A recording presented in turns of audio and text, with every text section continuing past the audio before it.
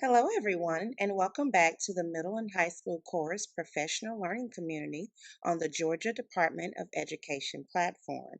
This platform was created for educators to collect, collaborate, and support one another. Be sure to set up your notifications to your liking and check back to engage in discussion as often as you wish. Please share this information with your colleagues so we may continue to grow and share beneficial information specific to middle and high school choral education. The more colleagues active yields more opportunity for us to share and grow from one another. I am Brandy Dent, and I will be your virtual PLC lead for middle and high school chorus. This webinar is all about differentiation in the chorus classroom. Carol Ann Tomlinson said, differentiation is simply a teacher attending to learning needs of a particular student or small groups of students rather than teaching a class through all individuals in it were basically alike. So when you think about it, if a class is full of a big box of crayons, they're all going to produce different colors. So, our idea of teaching and differentiation is to keep in mind that all students may learn differently. So you want to present that information to them in ways that they may understand it. It's kind of like meeting students where they are in their knowledge curve. So why should we differentiate? Well, of course, we all love job security. And the one thing that we have to keep in mind are our performance standards in our teacher keys evaluation.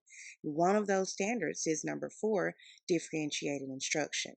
The teacher challenges and supports each student's learning by providing appropriate content and developing skills which addresses individual learning differences. So you want to make sure that you're providing your students not only with instruction, but instruction in different forms so that they all may have the opportunity to learn.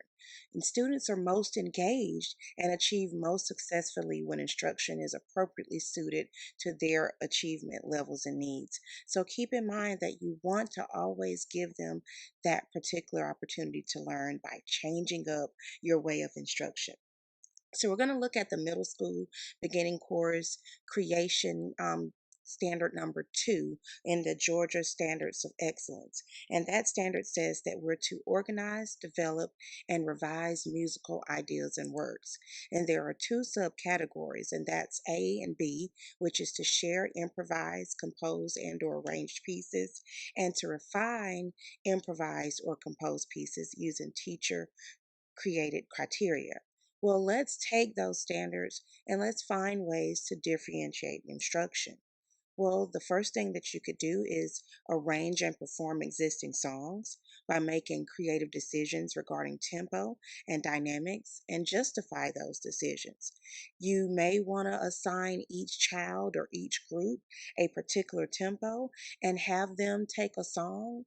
There are so many music platforms where you can just literally change the tempo by hitting the tool button. So just keep in mind you can teach a tempo by allowing the students to work together on those specific tempos. Next, maybe you can decide on which genre of music or selection that the students are going to have. If you're teaching dynamics, you may want to tell them certain parameters such as the genre of music that they're going to use.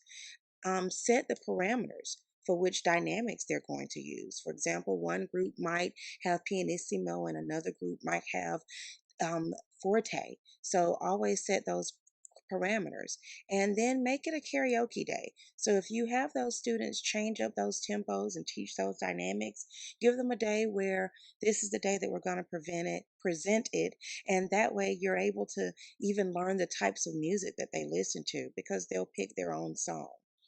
Another way to break those standards down is to set a short poetic phrase and text to music. You can use a sight reading excerpt or instrumental straight from a music platform. You can have the students use a poem from their language arts classroom. That's using cross curricular. Your language arts teacher would definitely appreciate you for emphasizing their poetic lessons. And for your upper level classes or students, you can always add chord progressions or even percussion, such as if they're learning whole notes or half notes. So you can always take moments to do that. And the last one I was thinking is if you have to compose short rhythms or original melodies and rhythms. So if you're working with half notes or whole notes or quarter notes, have the students write out a four measure phrase, something that could be like a bell ringer at the beginning of class. And then add on rest maybe the next day. Use the key of C and just the first pentatonic scale, the da da da da da. Just use those five notes and see if they can come up with their own little rhythms and or melodies. Remember, they are beginners. So you have to start really, really simple with those students. So if you're working with sixth grade or even high school level students, just because they've been in your chorus class, they've never composed music before. So think about how we were in our college days and now try to meet them where they are. Some students will master and some won't, but it's your way of just teaching those standards and finding ways to particular um, teach that particular instruction. So, teachers in the most exciting and effective differentiated classrooms don't have all the answers. What they do have is optimism and determination. So, just remain optimistic. Don't let the word differentiation allow you to cringe. Just give it a moment to allow you to explore even your own ways of teaching because not all children learn the same, just like we don't all teach the same. So find those ways that will help them the most. Some of those resources that you'll find, of course, are the Teacher Key standards. You want to make sure you look at those standards so you'll know what's expected of you as an educator when you're getting evaluated. You want to join the Georgia Department of Education Community Platform simply because even this post will be there waiting for you for those frustrating moments. You can reach out to other educators. Always go to the Georgia Department of Education.org for those fine arts categories such as you can get webinars, free PLCs, and of course, you'll find your Georgia Standards of Excellence there. Student inventory at the beginning of the year. Find a way that you can get to know your students from the type of music they have to the type of things that frustrate them and their favorite subjects. So find out as much as you can about your students in those first days of class. And of course, free resources. There are always free resources on websites.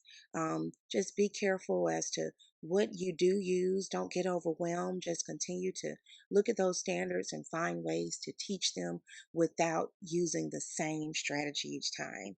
Best wishes to you. If you have any questions, you can find me on Instagram at Miss B Dent. You can also find me at brdent83 at gmail.com.